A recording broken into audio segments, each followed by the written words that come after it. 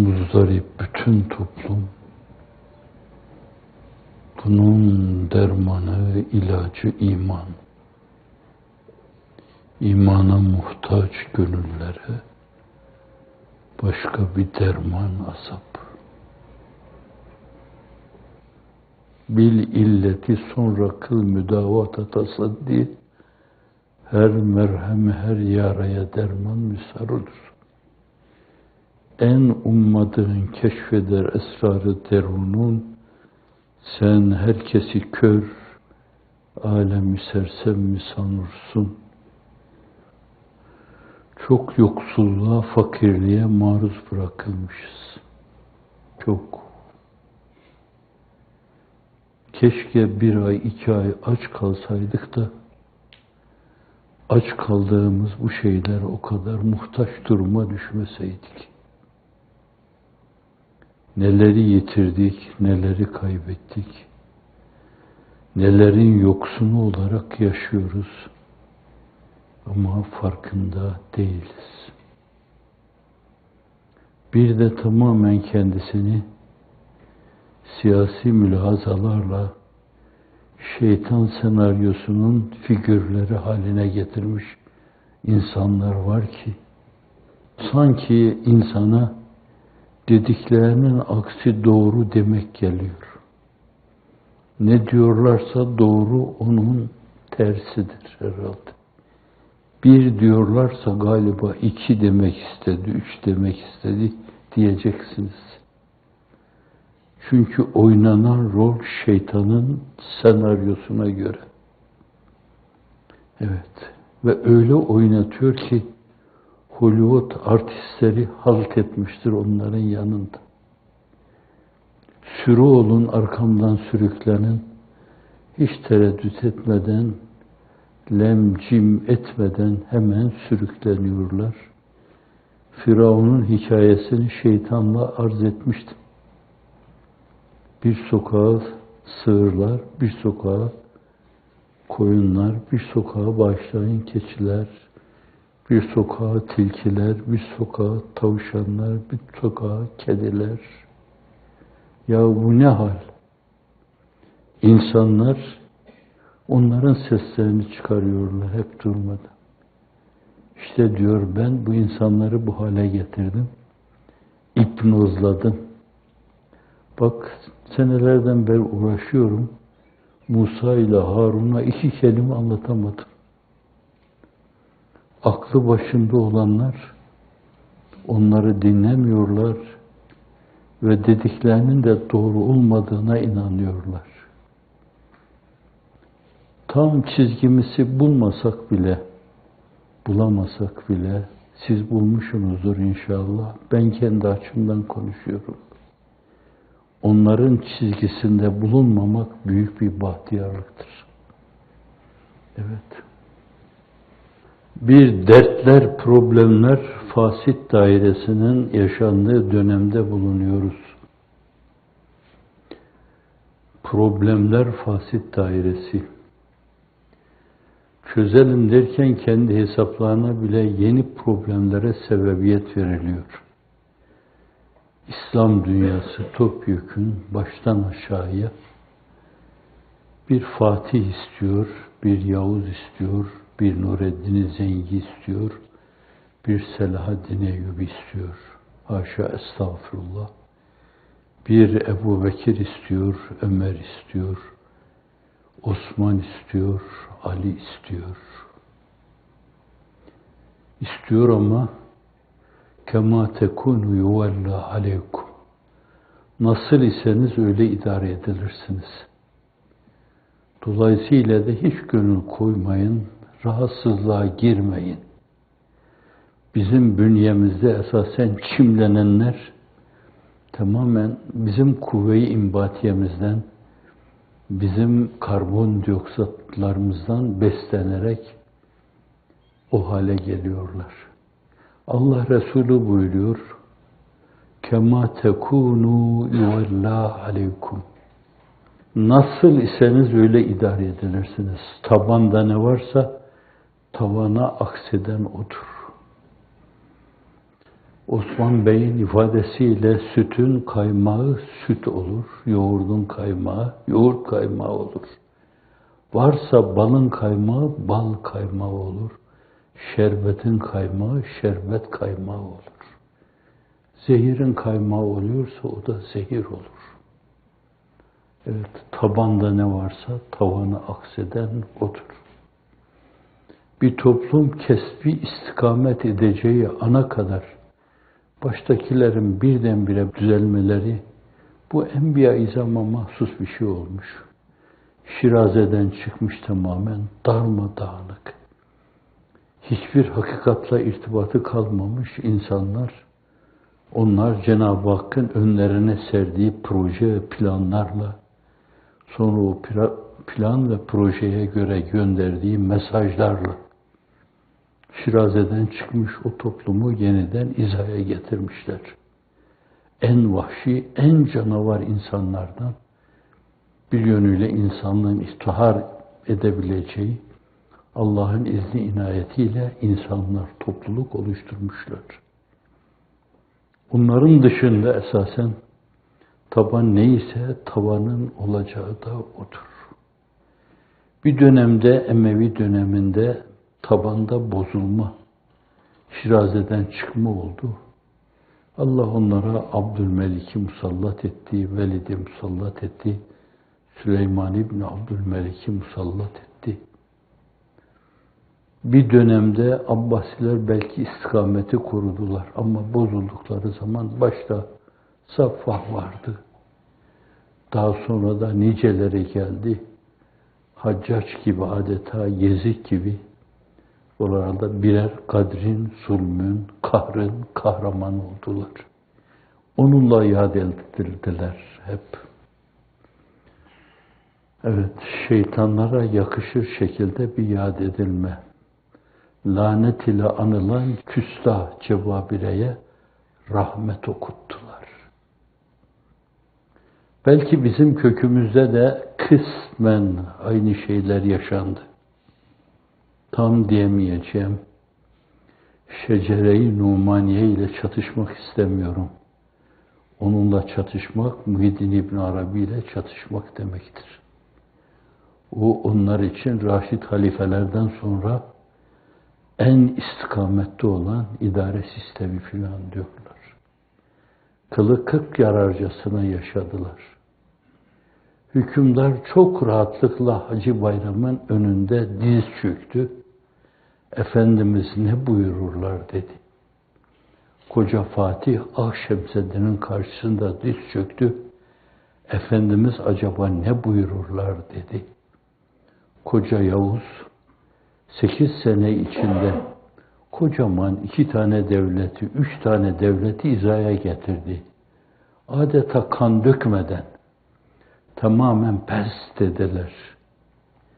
Döndü geldi ama Efendimiz ne buyururlar dedi. Ve onun atının ayağından sıçrayan çamurlu cübbeyi de vasiyet etti. Tabutumun üzerine koyun. İhtimal öbür tarafa gittiğinde senin ne amelin var? Vallahi Allah'ım benim bir amelim yok. Ama ameline bakınca binlerce insana Efendimizin maiz için, gamdiyeli kadın için söylediği aynı şey. Amelim binlerce insana dağıtılsaydı yine yeterdi ona. Fakat ben hocamın cübbesini üzerime aldım. Onun hatırına beni cehenneme koyma. Böyleydi yani. O zaman böyleydi. Kılı kırk yararcasına yaşayan insanlar vardı. Taban öyleydi. Tavanda ona göre oluşuyordu. Taban bozulunca, blokaj bozulunca siz o binanın duvarlarını demirle yapsanız, bakırla yapsanız, bilmem ne ile perçinleseniz bir yönüyle blokaj taban bozuk olduğundan dolayı, zemin bozuk olduğundan dolayı Richter ölçeğine göre 3 şiddetindeki zelzele ile yerle bir olur. Böyle bir duruma kaldık. Ama bir gayret, bir çırpınış var. Bir yerine kadar mesafe alındığı söylenebilir. Yolun bir kısmı, 1/3 mi, 4/1 mi, 5/1 mi kat edildi diyebilirsiniz. Efendim, öyleyse tasalanma, mevsim hazan değil. Kader de eğilebildiğin kadar eğil. Gidecektir bu son gaileler de ard arda. Kim bilir nasıl bir lütuf var şimdi sırada. Hep böyle kışları baharlar takip etmiş, kapkaranlık geceleri de gündüzler takip etmiştir. O korkunç cahiliye karanlığı Allah Celle Celaluhu Hazreti Şems diyebileceğim. Hazreti Ruhu Seyyidül Enam ama Şems dememişler ona, kamer demişler. Çünkü Şems deyince kamerin ziya aldığı denmiş. Onun için ona kameri münir, etrafı aydınlatan, çevresinde hale oluşturan sahabi gibi kameri münir demişler. Kameri münir, evet. O istikamette belli ölçüde bir mesafe alındığı söylenebilir Allah'ın izni inayetiyle. Bu açıdan da Cenab-ı Hak alınan bu mesafeyi boşa çıkarmamak için bir yere kadar o yolda yürüyenleri yolda sahipsiz, garip bırakmamak için yolun sonuna kadar götürecektir onları. Evet. Neyse meydana gelir hükmü kader, hakka tefviz-i umur et, ne elem çek, ne keder. Hep böyle gelmiş, böyle gider diyor.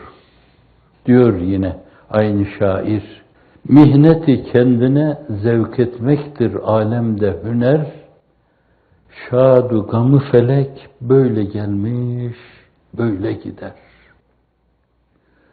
Koskocaman cahiliye dönemini Allah Resulü sallallahu aleyhi ve sellem elinin tersiyle itti ve onun yerinde ütopyaların yanında halt etmiş olduğu öyle bir sistem Allah'ın izniyle kurdu ki bugüne kadar biz bir yönüyle onun alfasını mı, betasını mı, gammasını mı yaşıyoruz. Bugünlere kadar anil merkez açılımı, makas açılımı gibi devam etti. Bugünlere kadar geldi. Varsa içinizde bir namı celili Muhammed'i dünyaya duyurmak, ondan gelen esasen tayfların neticesidir. Ama o dönem öyle kirli bir dönemdi ki, kirli evlerin kapılarına bayraklar açılıyordu, sallanıyordu, dalgalanıyordu. Herkes hiç sormadan bu eve girebilir demekti. Ben daha netini konuşmuyorum. Onu da yine huzurunuza karşı saygısızlık saydığımdan dolayı. Katiller, cinayetler birbirini takip ediyordu. Evlatlar öldürülüyordu. Kız çocukları öldürülüyordu. Kadınlara hakkı hayat tanınmıyordu. Bir dönemde Firavunların İsrailoğullarına yaptıkları gibi erkek evladı olmuyor diye kız çocuğu olunca acaba Kur'an-ı Kerim'de birkaç yerde ifade buyruluyor. Şimdi bir kız evladı oldu, halkın içine nasıl çıkarım ben kız evladım oldu diye. Birisi o derdini Müslüman olduktan sonra Allah Resulü'ne anlatıyor. Derin bir kuyu kazmıştım. Kızımın elinden tuttum. Seni iyi bir yere götürüyorum dedim. O da canım babacığım dedi. Benimle beraber geldi oraya kadar. Kuyunun kenarına gelince ben arkadan ittirdim. Baba, baba diye bağırarak kuyunun dibine düştüm. Ve döndüm geldim Allah Resulü. O güçlü irade sahibi gözyaşlarını tutamadı. Evet çocuk gibi diyemeyeceğim. Cebrail saffetiyle şakır şakır gözyaşları döktü ve ağladı. Öyle bir toplum bir gün öyle bir hal aldı ki Allah'ın izni inayetiyle insanlar ona göre sağdan izaya gelmeye başladılar.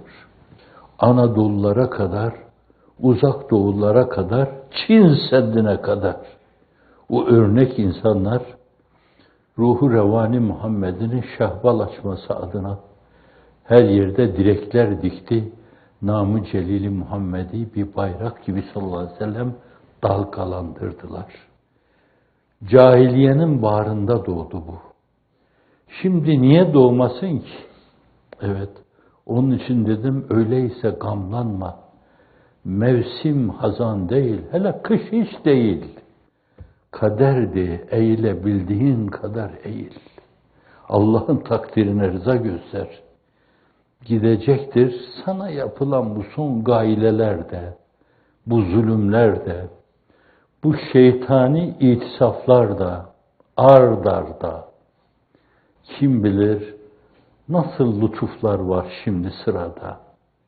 Sıra bana geldi diye o bulunduğu yerden çıkacak, gelecek, dünyanızın ufkunu saracak, yeni haleler oluşacak, haleye hayran, gözleri halede. Bugün hutbede okuduğu gibi Zeynül Abidin. Bu peygamber ashabı değildi ama bir sahabinin oğluydu, Hazreti Hüseyin'in oğluydu. Fakat gözleri haledeydi. O kendini ayarlarken, kurarken adeta Hazreti Resulullah'a göre kuruyordu, Ebu Bekir'e göre kuruyordu, Ömer'e göre kuruyordu, Osman'a göre kuruyordu, dedesi Ali'ye göre kuruyordu, babası Hüseyin'e göre kuruyordu. Kuruyordu, hiç olmayacak günahları karşısında dahi gözyaşları döküyor, başını bazen rahmet eşiğine, bazen re'fet eşiğine koyuyor, bazen ya Rahim diyordu, bazen ya Rauf diyordu, bazen ya Atuf diyordu, içini döküyordu. Hep istikamet içinde yaşıyordu. Evinde istikamet solukluyordu. Eşi istikamet solukluyordu. Çocukları istikamet solukluyordu. Ama bir de ona sorun. Allah'ı hatırladığı zaman yerlere kapanıyordu. Bayılıp kendinden geçiyordu. Hafaganlar içine giriyordu. Evet, öyle bir nesil, onun o nurlu hayatı, nurlu icraatı sayesinde yetişmişti, olmuştu. Ha şimdi öyle biri yok, öyle bir kameri müniri yok. Fakat ondan gelen o ışık tayfları sayesinde Allah'ın izni inayetiyle yine olacaktır. Yezidler olacaktır, Haccaçlar olacaktır, Amnufisler olacaktır, Ramsesler olacaktır İslam dünyasında. Leninler olacaktır, Stalinler olacaktır. Yaptıkları zulümleri başkalarına alkışlatacaktır bunlar. Türlü türlü yalanlar söyleyeceklerdir. Ve yalancılar da bunları yamıyorlardı hemen. Haramlar, rüşvetler çakır çakır yağıyor evlerin içine. Efendim ne yadırgıyorsunuz? Bunlar bile hediyedir, armağandır. Aklınızı bozmayın, kafanızı karıştırmayın. Bence itaat mevzuunda fevkalade hassas davranın. Harama giriyorsunuz, harama irtikap ediyorsunuz. Şimdiye kadar söylediği yalanları birisi merak etmiş, saymış da zannediyorum 200-300 tane. Bir tanesi münafıklık alameti. Münafıkın alameti 3'tür veya 4'tür. Konuşunca yalan konuşur. Bir tanesi yalan alameti ise bilmiyorum 100 tanesine ansiklopedilerde baksanız, lügatlerde baksanız, en geniş sözlüklerde baksanız ona isim bulamazsınız. Bir tane yalan söyleyen münafıklığa doğru bir adım atmış. 2 tane söylerse kaç adım? 3 tane söylerse kaç adım? 100 tane söylerse yok canım ötesinde adım yok zaten, basamak yok. Artık ötesindekini bilmiyorum, şeytana sormak lazım. Evet. Şimdi bunlar her zaman musallat ola gelmişlerdir insanlar, birer güve gibi. Manevi hayatınızı kemirmişlerdir. Güvenin güne musallat olması gibi. Toplumun maneviyatını kemirmeye başladılar onları. Güvenin yünü kemirdiği gibi. Birileri için öyle dediler. Sülük insanın pis kanını emmiyor. Bunlar temiz kanımızı emmiyor. Alemi nasıl bilirsin kendin gibi. Bu ne güzel karakter ortaya koyma. Şahane. Ama bütün bunların hepsi şimdiye kadar müzaaf şekliyle kaç defa gelmiş. Kaç defa musallat olmuş insanlar. Ama Allah'ın inayetiyle, riayetiyle müminler kalplerini Cenab-ı Hakk'a tevcih etmişlerse, latife-i Rabbaniye'nin hakkını vermişlerse, insan olmanın hukukuna riayette bulunmuşlarsa, ahseni takvimen mazhariyetlerinin hakkını eda etmiş, yerine getirmişlerse, Cenab-ı Hak yeniden o zehir zemberek durumu adeta cennetlere çevirmiş, o insanları da cennetteki cennetlikler gibi, huriler gibi, gılmanlar gibi, onun bağ ve bahçesi içinde reftare geziyor türden insanlar haline getirmiştir. İzni ilahisiyle, inayeti sabbaniyesiyle, meşiyeti subhaniyesiyle, rahmeti vasiasıyla. Evet, endişe etmeyin. Bozukluğa bakıp yese düşmeyin. Ümitsizliğe düşmeyin. Yürüdüğünüz yolda yürüyün. Bir yere kadar yürüdünüz. Oraya kadar yürüten oydu. Biz değildik. Yürüten oydu. Anahtar onun elindeydi. Dümen onun elindeydi. Nöronlarımıza hükmeden oydu. O şeyleri aklımıza getiren oydu. Bizi o işlerde istihdam eden oydu. Ona binlerce hamdü sena olsun. O mevzuda ona binlerce hamdü sena olsun dediğimiz gibi, şu anda da bazı hatalarımızdan dolayı, onlardan arınmamız için zalimleri bize musallat ettiğinden dolayı yine ona hamdü sena olsun, yine ona şükürler olsun. Bizi arındırarak huzuruna almak istiyor. O ne erhamur rahimin, ne eşfekuş şafikin, ne eşfeüş şafiin, ne adelül adilin, ne ekremül ekremin. Evet, o öyle bir zat. Meseleye öyle bakın. Yürüdüğünüz yolun emniyetine öyle güven duyun. Bugüne kadar attığınız adımları hızlandırın. Fedakarlığınızı katlayın. Başınıza gelen şeylere de müteessir olmayın. İnsanız, yediğimiz tekmeden dolayı sarsılırız ama Allah'ın izni inayetiyle mümin sarsılsa da doğrulmamak üzere yere yıkılmaz. Bize gelir belki rükûa gider ama kalkar yine aynı yolda Allah'ın izni inayetiyle yürür hedefine doğru. Hedef oysa, öyleyse önemli olan şey hedefin o olması. Rehber Hazreti Piri Muga'nın arkasından, bu Efendimiz'i kastettim. Şem-i Taban'ın arkasından, Ziya-i Himmet'in arkasından, Kamer-i Münir'in arkasından hıza hız katarak yürümeye vabeste. Cenab-ı Hak o yolda sabit kadem eylesin. Her zaman şefkatle çarpmıştı sinelerimiz. Toprak, ağaç, çiçek, böcek ve biz sarmaş dolaş ve iç içeydik hemen hepimiz. Duyuluyordu her yanda neşemiz ve sevincimiz. Belli bir dönemde olmuş muydu bunlar? Evet, olanlar olacakların en inandırıcı referansıdır. Bir kere daha niye olmasın ki? Yaptığına göre diyor ki bakın ben böyle yapıyorum. Yine yaparım ben. Onun için bence istikametinizi koruyun. Zalim zulmünü yapsın, hain hiyanetiyle otursun kalksın. Fasık fıskını mırıldansın dursun.